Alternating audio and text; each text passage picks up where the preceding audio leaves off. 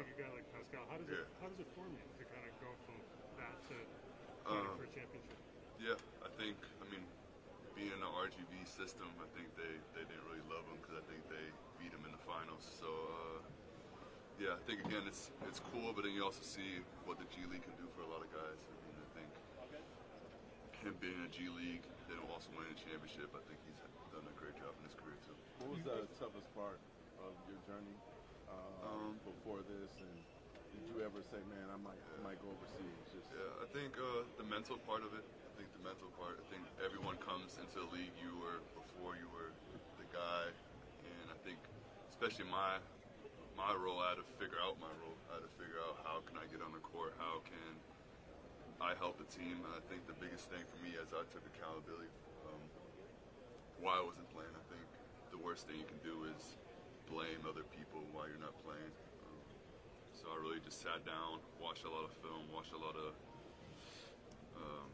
Draymond. I think just he helped me a lot defensively and just kind of helping me get better at that because that was one of my weaker points why I didn't play. So how much does that check hit different now? How much you appreciate it now? It's definitely a lot different than my G League check back in the day. So it's definitely a lot better. You guys played a ton of great offenses throughout the Western Conference playoffs. What are the challenges that Indiana poses that's a little bit different from them? I think just the pace. I think that's the biggest thing. Knowing, yeah, they're a great team, but I think the main thing we have to focus on is just their pace and how we're going to handle them. And there's a strong international presence. What does it mean for you to represent Germany on one of the biggest stages of basketball? Yeah. It means a lot. I think just growing up over there, I mean, you watch Nowitzki make it this far, you watched him win it, so now just being able to be in this situation where you can play not just for Oklahoma City, not just for the name on the back of your jersey, but then also for the country back home, I think it means a lot. What message do you have for this kid watching? Anteile von Ratiofarm Ulm gekauft. Wusstest du, dass wie Dennis Schröder die Teile von Basketball Löwen gekauft hat, auch in OKC gespielt hat und gerade in dem Moment spielt Ratiofarm Ulm in den Semifinals. Kannst du da überhaupt ein bisschen was verfolgen? Wie ist für dich die Situation gerade? Ich verfolge es ein bisschen. Ich versuche so viel wie möglich zu schauen. Für mich ist es ein bisschen schwerer hier live zu sehen. Ich gucke immer wahrscheinlich die Spiele immer am nächsten Tag an, aber ja, ich gucke es immer zu. Wir haben das erste Spiel gewonnen gegen Würzburg und das war schon was Cooles. Und dann aber auch einfach zu sehen, wie die Jugendspieler da spielen, die auch wahrscheinlich jetzt im nächsten Jahr im Draft kommen. Die machen einen super Job. Wusstest du, dass Dennis Schröder auch in OKC gespielt hat? Ja, ich wusste schon davor, aber es ist schon was Cooles. Ich meine, er macht auch einen super Job mit den Löwen und wir können auf jeden Fall stolz sein, was er da macht. Ich glaube, dieses Jahr haben die eine super Saison gespielt und er kann auf jeden Fall stolz auf sich sein. You played the Pacers last year, now you just mentioned that pace. What did you learn about going against it? How much has your team relied on you for that experience? Yeah. Again, I think it's the pace. I think last year, I don't really want to make any excuses or hypotheticals. We had a lot of injuries, so it was kind of hard playing against that pace with the amount of guys we had. But yeah, I think I think Mark does a great job getting us prepared. So yeah, we talked a little bit, but in general, we trust Mark. We trust the stuff we do on the court, and yeah. Isaiah, the last time Thunder was in the finals, you were 13, I think, 2012. Were you watching at that point? What do you remember of those Thunder days? I think it was a fun team. I think just growing up, Kevin Durant was one of my favorite players growing up. So I was always kind of watching the OKC team. It was cool. I think it was a cool experience. Just watching them. What was it about Durant? I mean, obviously he's a great player, but what stood out to you as a young guy? So when I was younger, I was playing more like the 3 and the 4, and I was tall. So I think just the way he played was just took a lot from it. Again, talking about before, kind of had to change my role throughout my career, but growing up. Hey, how much money?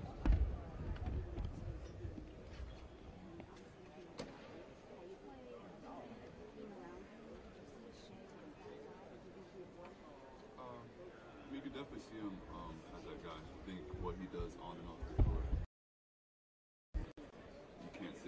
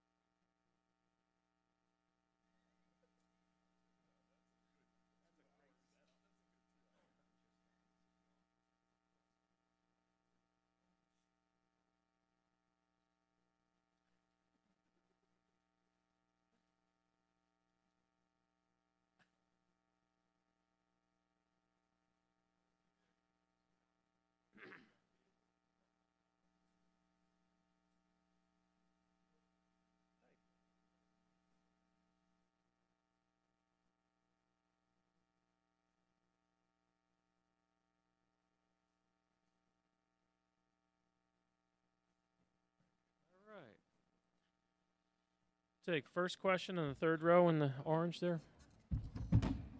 Brown.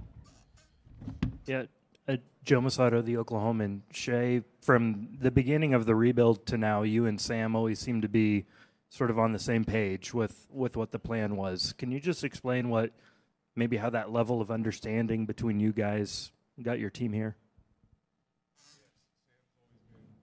Honest and upfront with me from day one. I think that helped the relationship right away. You don't get that very often, especially that early. He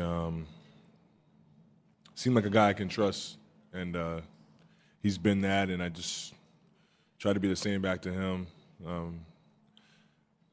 Nothing more than just two guys with good character, trusting each other, and have one common goal in mind. Over here, standing on the left. Jared McCain, I'm the NBA player correspondent. I'm big into the mental side of basketball, of sports, of life, and visualization, meditation, and stuff I do every day. And I just want to know, what do you do on the mental side of it to stay prepared, stay focused in these high-pressure situations? Good question. I completely plug out. I turn my TV off so there's no basketball highlights going. I don't watch basketball.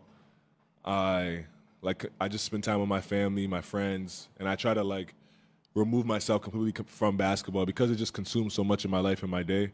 And then when it's time to plug back into it, I'm eager to get back into it. I missed it. So yeah, I just try to find a balance of plugging it in and out of it. Over on the right, second row.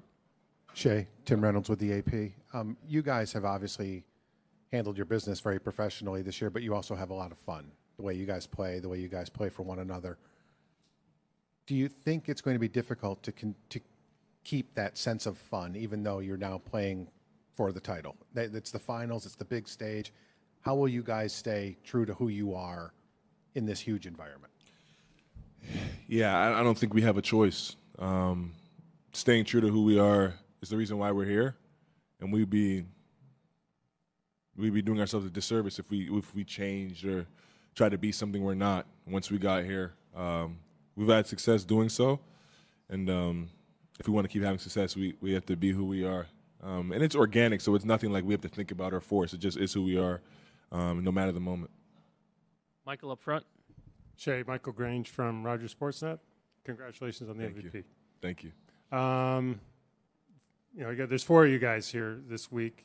Yourself, Lou, Andrew, Ben, and maybe just briefly what it kind of says about Canadian basketball, what it's going to be like battling against, friends, teammates, and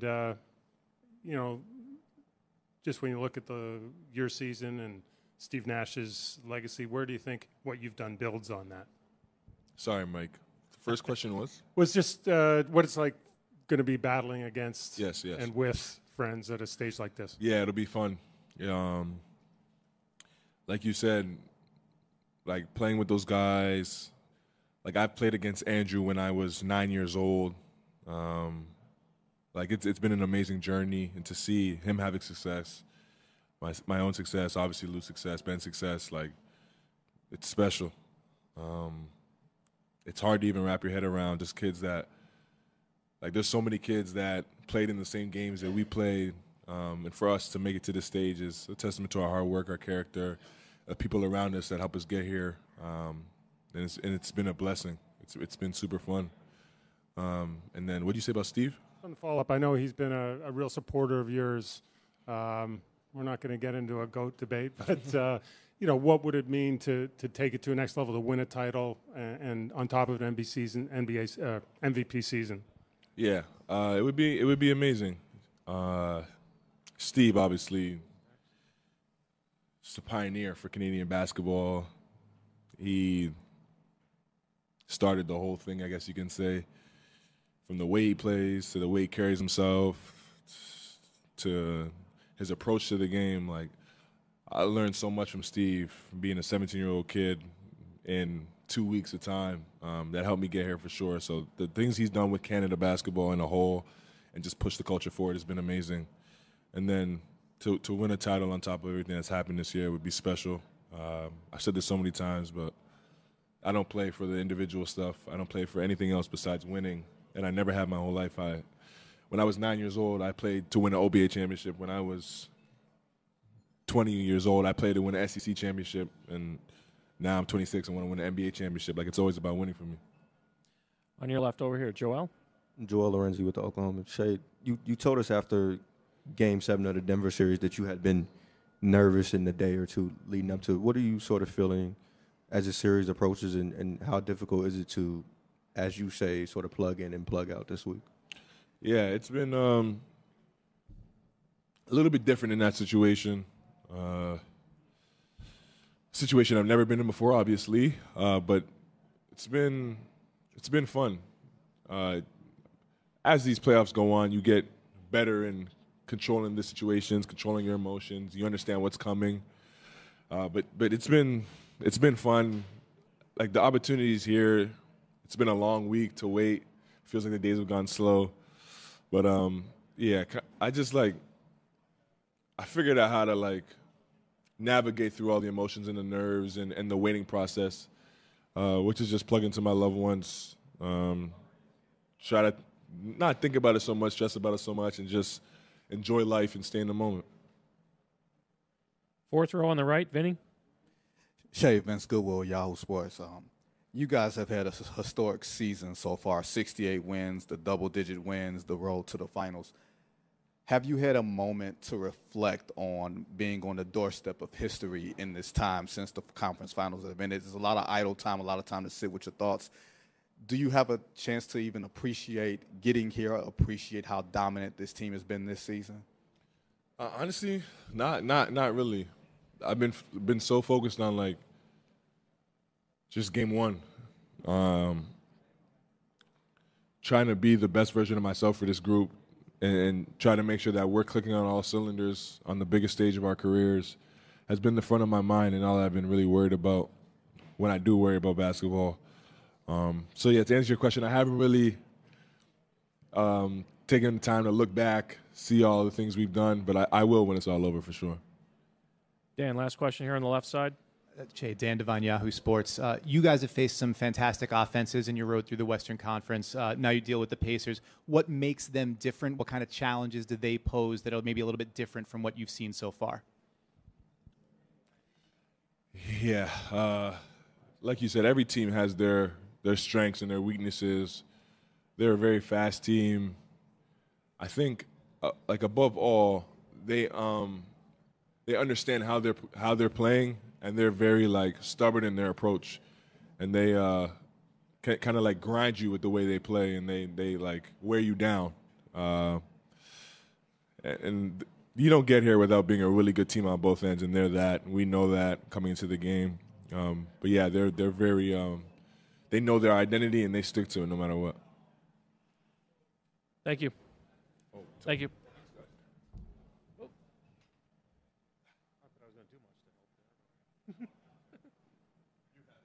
I was like, who?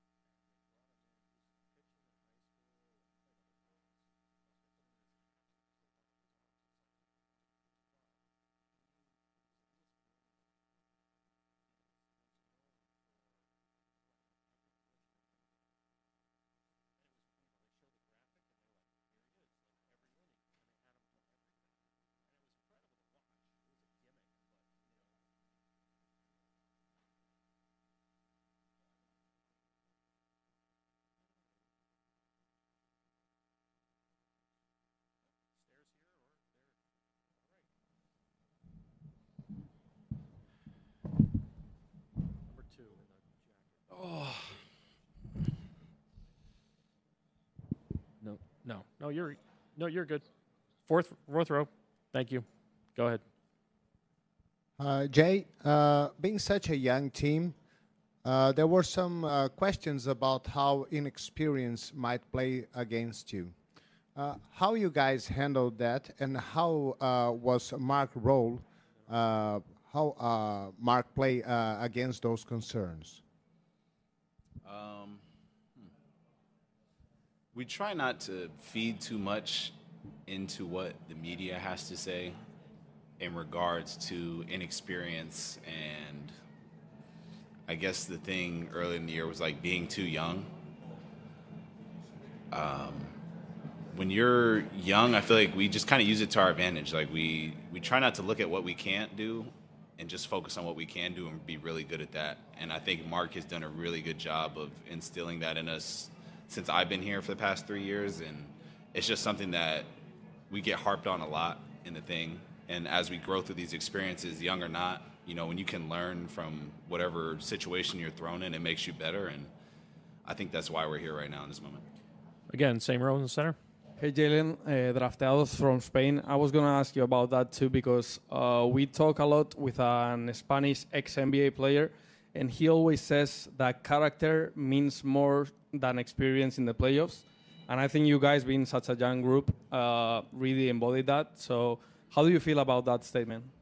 No, I think it's true.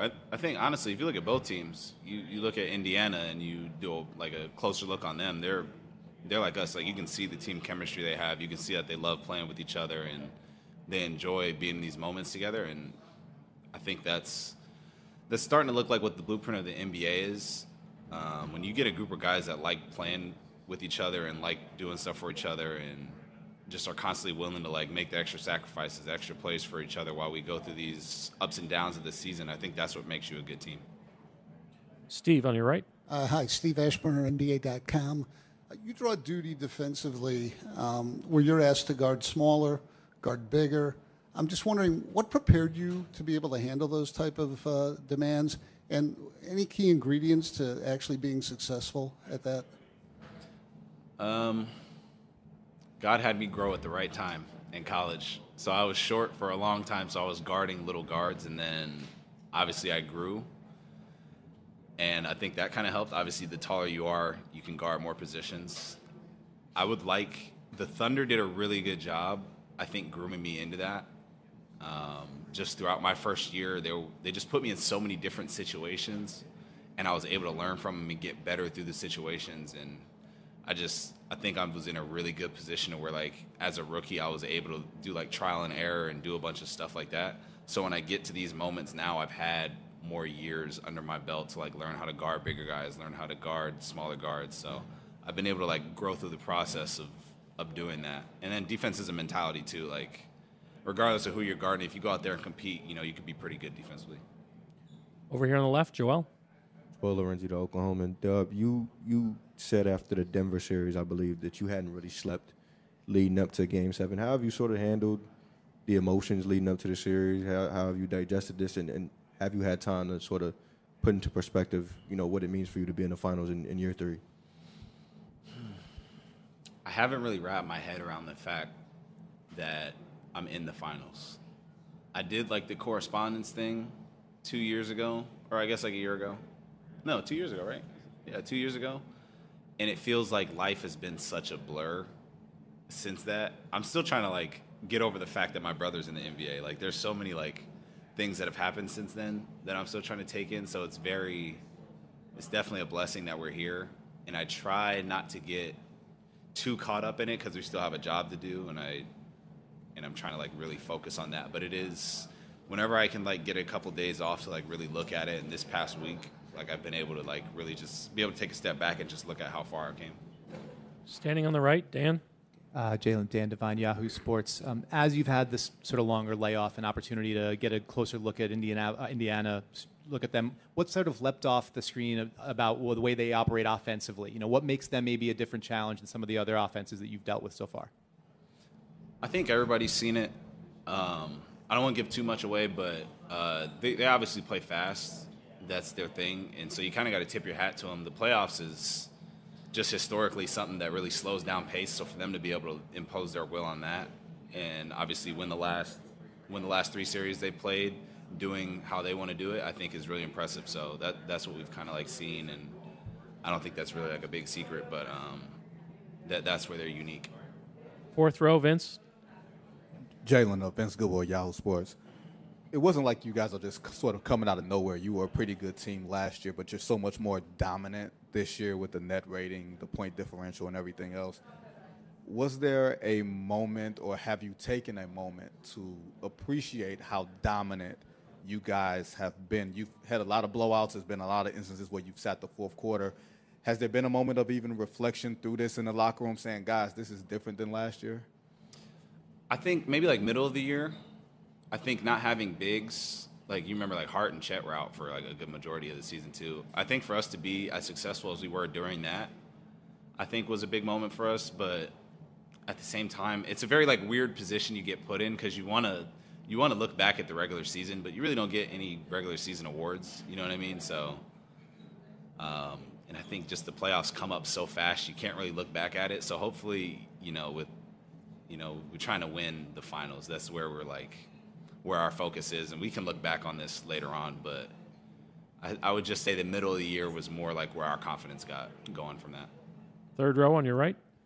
Hey, Jalen. Scott Kamsel from The Score. I'm just curious, playing alongside Shai as long as you have, what's the biggest thing you've learned from even being around him, playing with him, anything like that? His mentality. He's just a winner. Like, he just has a I'm going to get it done mentality, and I think that's kind of rubbed off on the rest of the team. You can always see he doesn't make excuses, and I think that just bleeds over into the team. So I would say I've probably taken that from him, and I think I think that's where he's grown up to, just as a leader. And I'm not saying that he wasn't early on in his career, but I think just for our team, he's been really good leading us that way, and he's a good lead by example.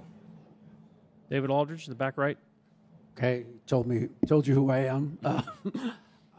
The success on the court obviously expresses itself in terms of bringing you guys closer. But I wonder, how has the city and the region kind of gotten into everybody's skin to feel like this is a great place to be, this is a great place to operate? I've honestly felt like the energy from the city since I've been drafted. Like, when I got here, there was a ton of people outside the hotel, like, waiting to see us and congratulate us. I always compare it to, like, a small local, like, high school football team being really good, and the city around them kind of like gathers around them. Like, that's how Oklahoma is. But it's with like the whole state. Like, everywhere we go, I've been met with like love since I've been out here, and it's been a really cool experience. So I'm really happy that I get to be a part. Even the past 2 years, like, I get to be a part of 2 really good teams, and I think it just brings the city more and more life. And I'm happy that we get to like bring that back to here. Over here in the fourth row, third seat in. There you go. Hey, Jalen. Esper Heaney from NBA Daily. Wanted to ask you, obviously the playoffs have their ebbs and flows, and that can be long in its own way. What have you learned about your game over the last couple of months? I wouldn't say I've learned anything new about my game, but I think what I've learned is there's highs and lows with every series. There's highs and lows with every game. And the more that you can stay even throughout it all, the better off you'll be. And I think that's where I found a lot of my success. Thank you, Jalen. Cool. Thanks, guys. Up next, we'll have Chet momentarily.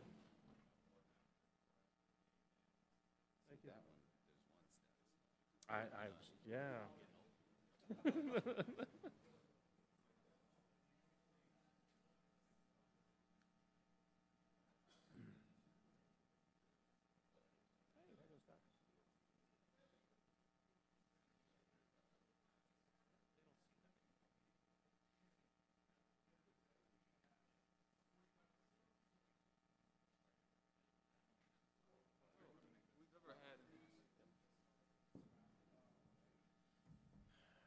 Number 2 in the center in the white, fifth row.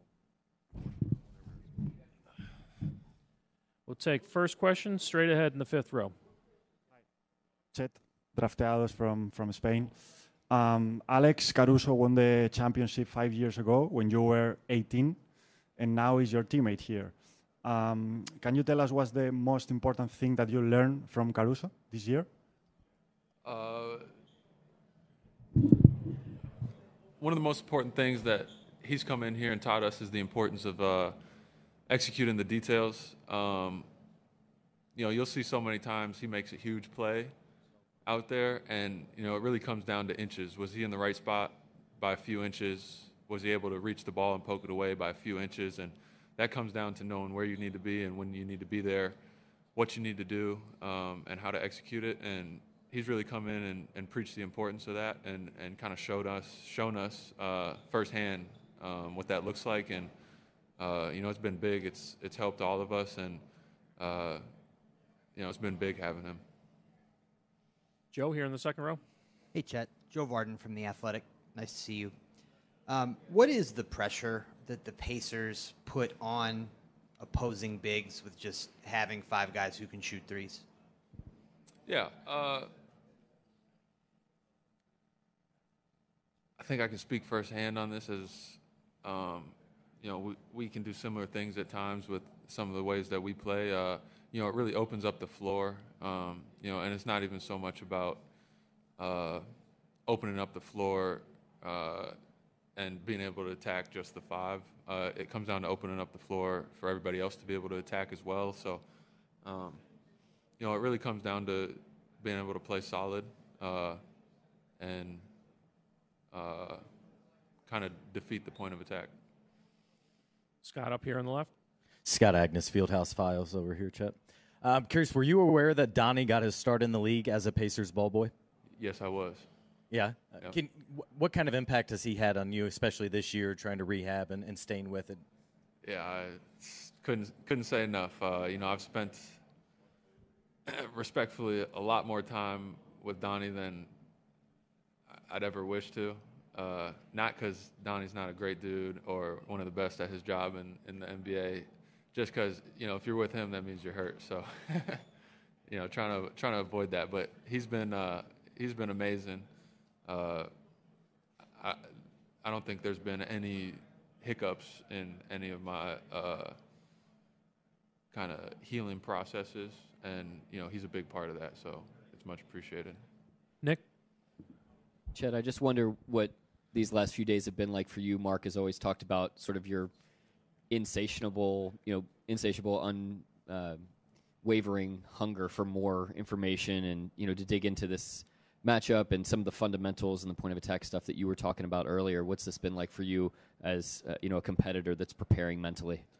I mean, it's been great. I love the playoffs personally because in the regular season, you'll run into situations where the schedule is really beating another team down, and they'll kind of take a game to, reload and everything. And then, towards the end of the season, some teams are playing for certain things or have different, I guess you could say, intentions.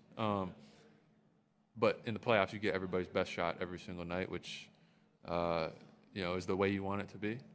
And, it's been great to be able to learn from every single night and try and figure out how to be better for the next one. And you're also seeing the same team for 2 weeks rather than playing a new team every single night. So you're really able to take a deep dive, get into things, and, really try to – it's really like a puzzle. You got to take the time to figure it out rather than in the regular season, I feel like you're just working on your own stuff. And trying to build yourself throughout the whole season. In the playoffs, it's then taking that and also trying to kind of figure out the other team. Standing in the front right.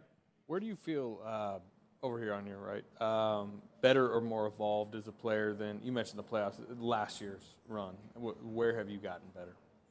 Yeah, I feel like I see the game better. In different ways. Obviously, last year we had a very defined play style, and we kind of lived or died with it. And this year we have a lot of different looks that we can throw at teams. And, I feel like I still have a long ways to go, and I can improve in so many different things on both ends of the ball. But being able to kind of see those situations and work on them, I feel like I've been able to improve on them. Second row on the right. Chet, Tim Reynolds with the AP. Your team, obviously, you're all young. Shay's the MVP. You're an enormous talent. Dub's an enormous talent. Lou's an enormous talent. You can keep going down the line, and yet you guys don't seem bothered at all by who the guy is at any given time. As long as you guys are winning, you guys are cool with that, and that's not common for young teams. Why do you guys make it all work? I'd say the biggest thing is playing for each other, one, and two, the type of guys that we have here. If you ask anybody, that everybody's going to tell you that they're a winner, and everybody is a winner until it's inconvenient for them. You know what I'm saying? I feel like we have a team with 17 winners that are going to put winning at the top of the totem pole over any other over anything else, really. And does that mean that you're guaranteed to win every single night? No. But when that's the main focus, and you're not working towards anything else, you're able to kind of chase that better than if you had a different perspective on it. Standing on the right, Dan. Dan Devine, Yahoo Sports. Chet, we're back here. You mentioned earlier viewing these series as sort of like a puzzle you got to put together, teams that you got to try to solve. When you look at this Indiana team, what's the most important puzzle piece you got to try to figure out to try to solve them?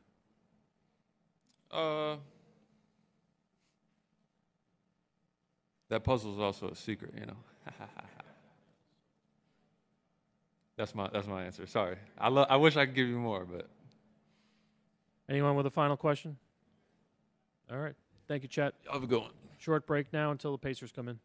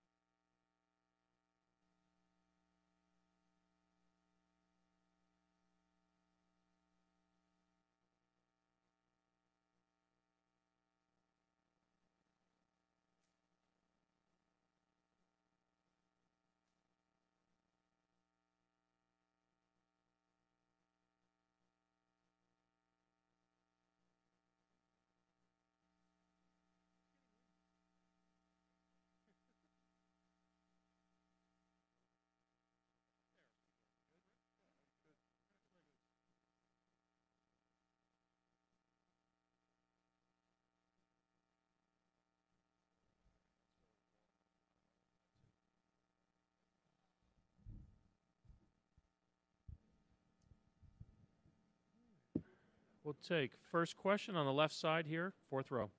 Right, Rick. Guilherme Giovannoni from ESPN Brazil. You have been in the 2011 finals as an underdog, and you guys won.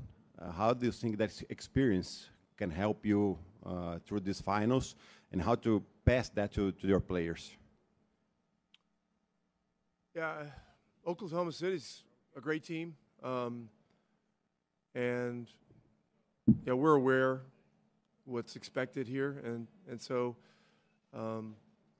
we've got a lot of work cut out for us.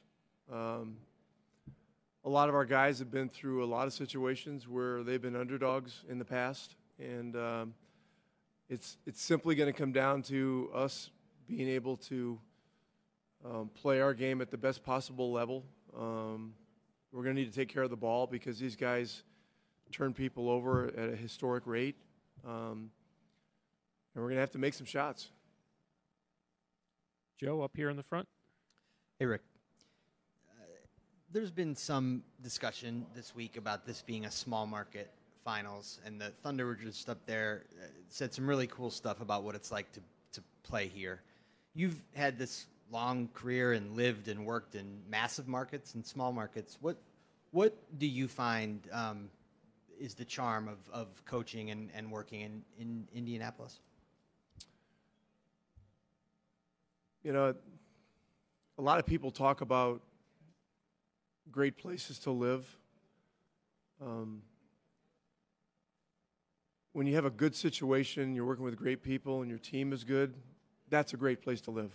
You know, and small market, big market, you know, it doesn't matter. I have such great respect for what Oklahoma is building here. I know Mark Daignault pretty well, and Sam Presti and I go way back. You know, I was invited to San Antonio's training camp in the fall of 2000 when I was headed into a year where I was going to take a year away, and ended up doing broadcasting stuff. But Sam Presti was an intern for the Spurs at that time, and I remember, you know. He is from the Boston area, so he had grown up a Celtics fan. So he actually remembered when I played, which was miraculous to me. It seemed like he was probably way too young for that. But we had a couple of dinners together, and you know, he asked me, you know, what can I do? I got to somehow get a job out of this. I said, well, just become a guy that they can't live without, and Sam is a great demonstration of resourcefulness and you know, wherewithal and stuff like that, and he's forged himself a great career. He and Kevin Pritchard are two of the best franchise builders around, and so this series really should celebrate those two guys and their staffs and what they've done.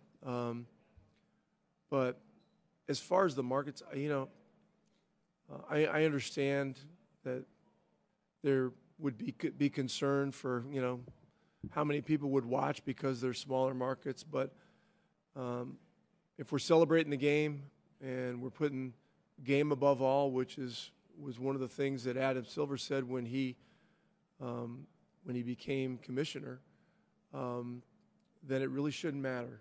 You know, it really shouldn't matter. And so I know that we're going to do our very best to represent our city, our state, at the best possible level. You know, Thunder will do the same, but this really, hopefully, is about the quality of the games, and you know, we got our work cut out for us there. On your right, second row, Tim. Tim Reynolds, AP. Rick, if I may ask you to put your NBCA hat on, what was your reaction yesterday when you heard about Tom? Yeah,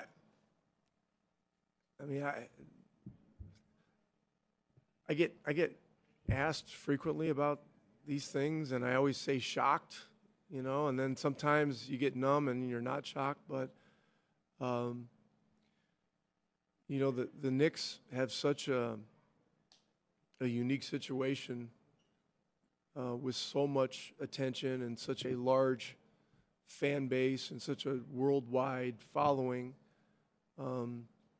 It's one of the most difficult jobs to take.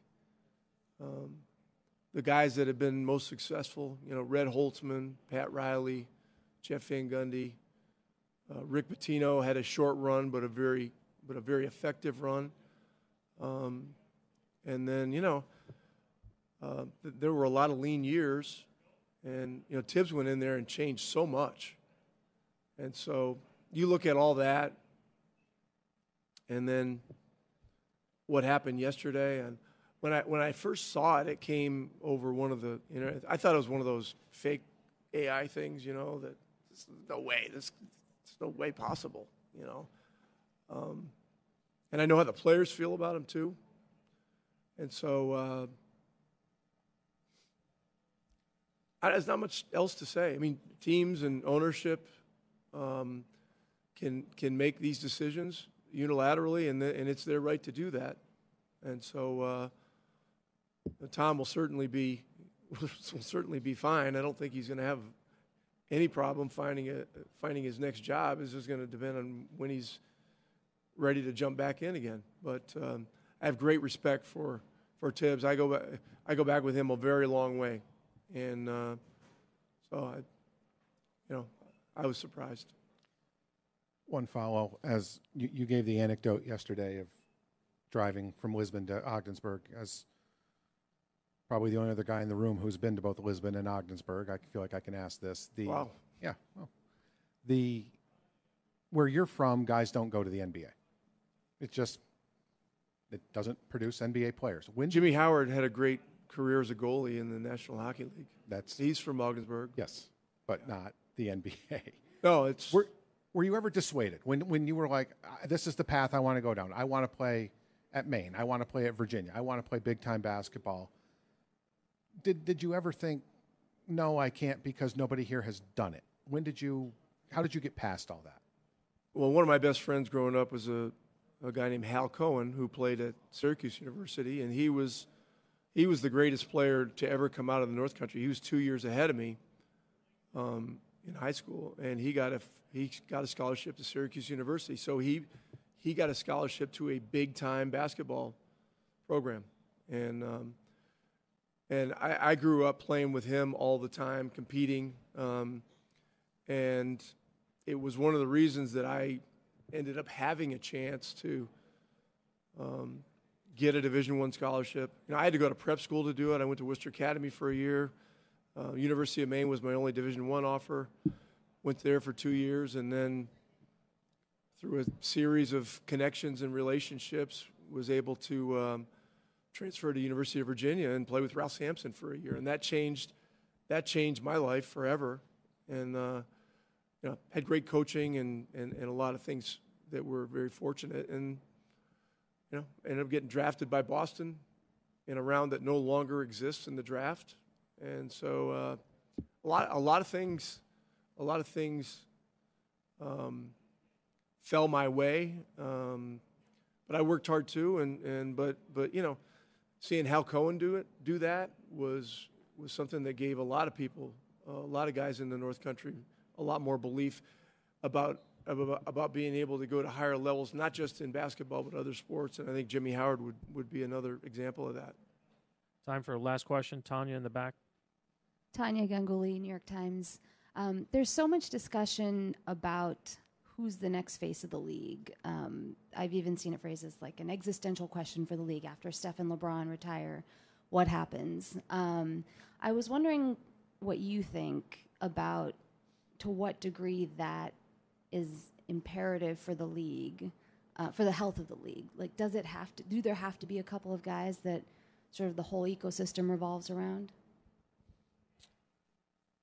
Well, having been drafted in 1984 in the midst of the Bird Magic explosion of the NBA, I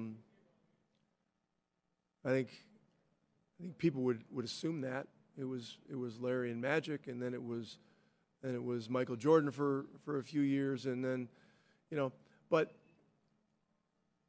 things are changing.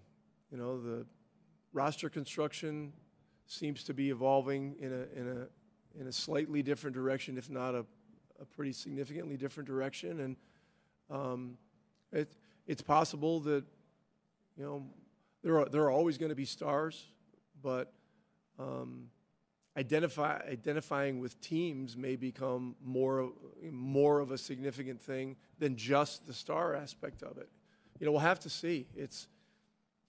It's such a dynamic business, and it's so quickly changing, and it can change on a moment in a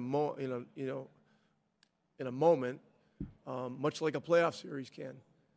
But I just think the league is so healthy right now because there are so many great young players that have personality, that are such great promoters of the game simply by virtue of how they play the game, you know, with their joy, with their love. It's moving away from an isolation league to really more of a team type game. Oklahoma plays that way. We try to play that way, and so time will tell. But LeBron James and Steph Curry, I mean, those guys are still they're still the gold standard, really. I mean, they're still it, and those guys have been absolutely beyond belief. Thank you, Coach.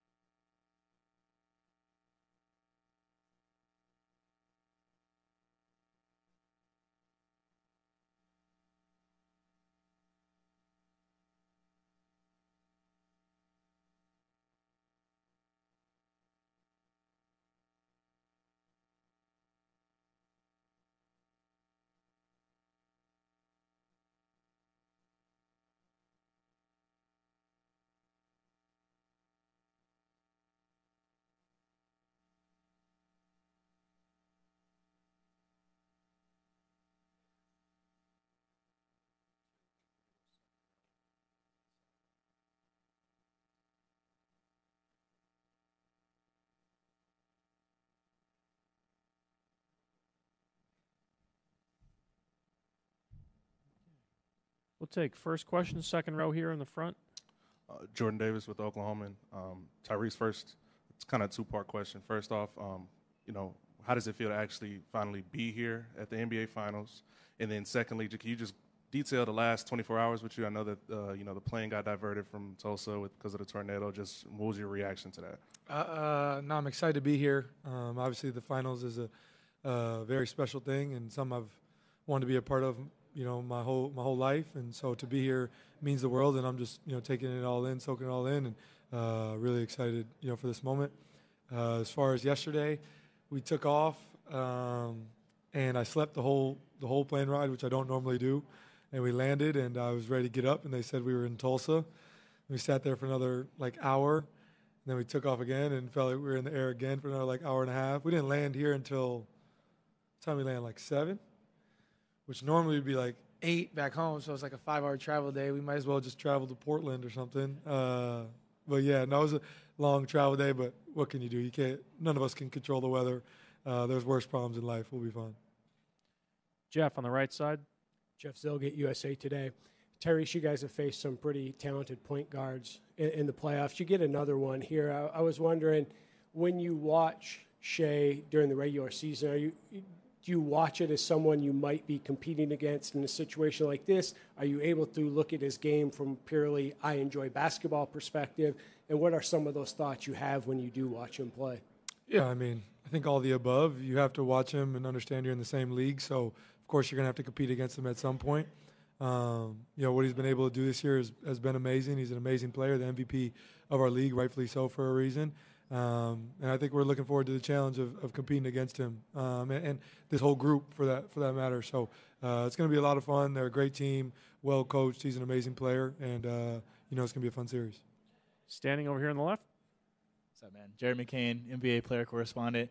My question is, being a lead point guard in the NBA, how do you balance attacking the basket, being aggressive for yourself, but also managing passing to others and making sure everybody's involved? Yeah, I think there's ebbs and flows to it. There's never a consistent right answer. I'm at my best when I'm obviously more aggressive, but I think every game calls for something different. And I'm not perfect. I have bad games, and I'll have a game where I shoot 5 shots and I pass the ball too much, and I'll have a game where I shoot too much and probably could have passed a little more. So there's no right or wrong answer, and I think the best thing to do is just learn from experience. And not like I'm a vet or OG or anything. I'm in year 5, but I just try to learn as much as I can from these experiences, to help me, as my career goes forward.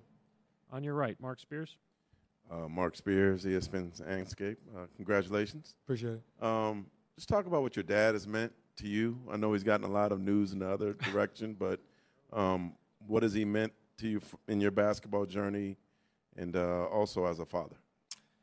Yeah, obviously my relationship with my pops is well documented. He means the world to me. He's been my biggest fan my whole life. My dad doesn't think that I can do any wrong. He thinks my whole life he's always said I'm the best. I'm going to be the best. And, we have a very close relationship growing up.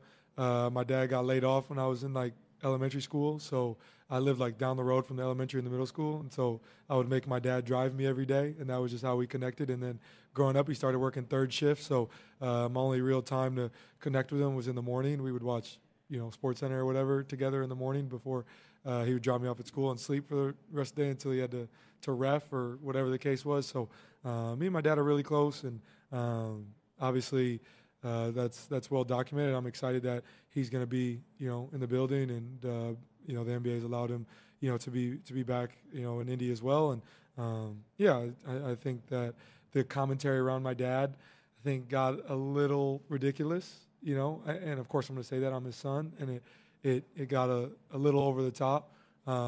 He was wrong, and that is what it is. And I don't think any of us want to be defined by our worst moments, and that's just sports media. Sometimes we just take a super good thing or a super bad thing and overblow it, and it is what it is. But he's learned from it, and it won't happen again. But love my pops dearly, and really thankful that he's going to be in the building, and along with me on this journey. Back left. Michael Pina, The Ringer.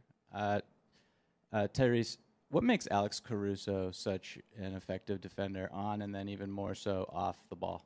I think he's just got a great basketball mind. He's got a really high IQ as a defender, and just as a basketball player in general. It seems like he's always in the right spots. And then I saw a Zach LaVine interview the other day where he called him like a crash dummy. He's just willing to put his body in so many different places and just do whatever it takes to win. And he's a great player.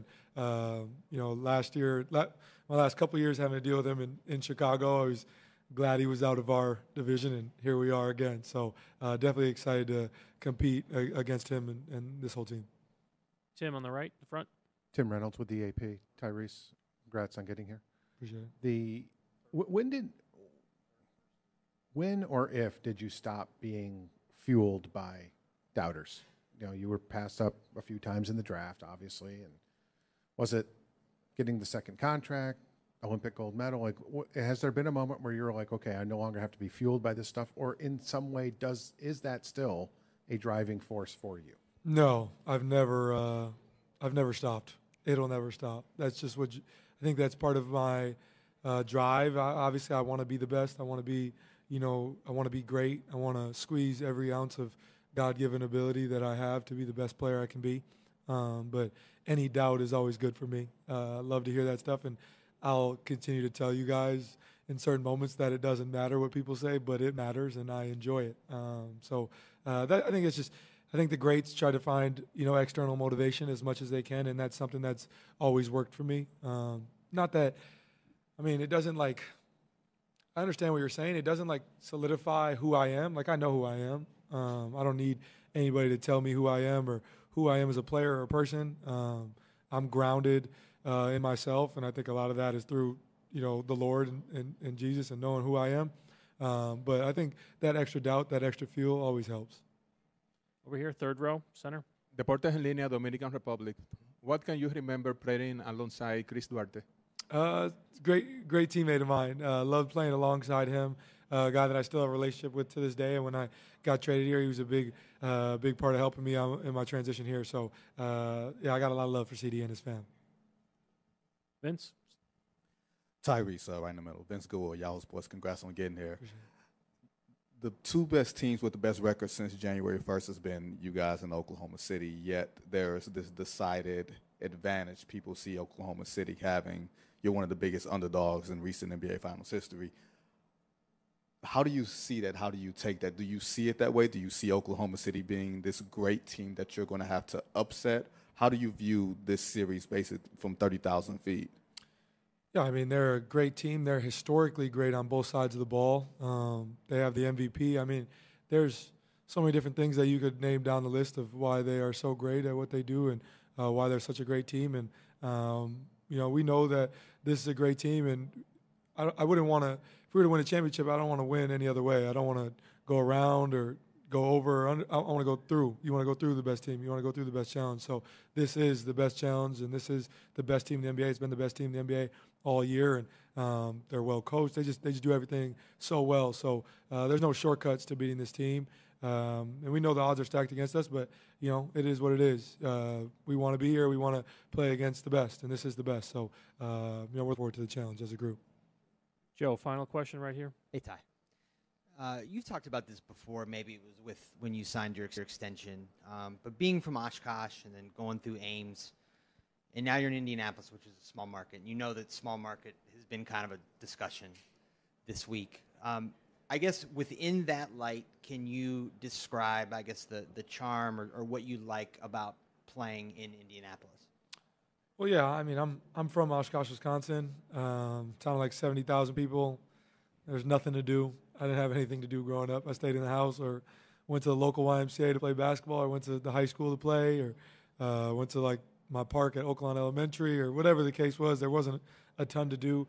So I just think in my life, I really feel like right now in my life, I'm not talking about basketball, but in the off season or whatever, I think I could live anywhere and be just fine. As long as I got my dog, my video game, and a court, I'll be fine.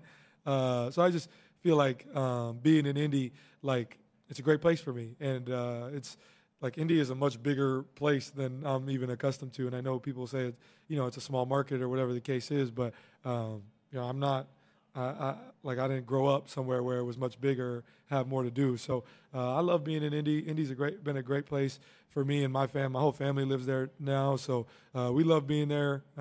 It's a lot of fun for me. I don't need like the glitz and glamour of a large city or anything. I really like the I think maybe like hometown, like small town feel from our fans, right? Like I think OKC can relate to that as well.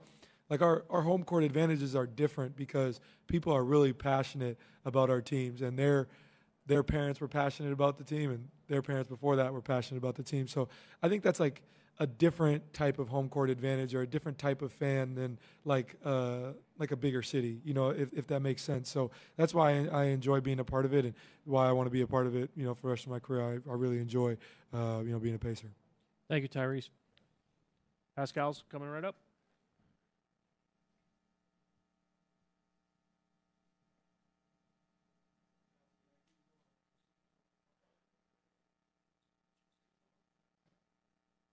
Yes.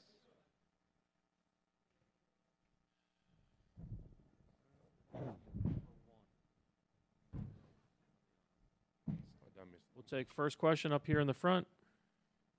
Hey, Pascal, how's it going? Hello. Scott Kamsel from The Score. Obviously, this will be finals appearance number 2 for you. I was curious if you see any similarities between the 2019 Raptors team and the current Pacers team you're on. I feel like I've asked this question a lot. I think you got to be a great team to get to the finals. I think it's 2 great teams.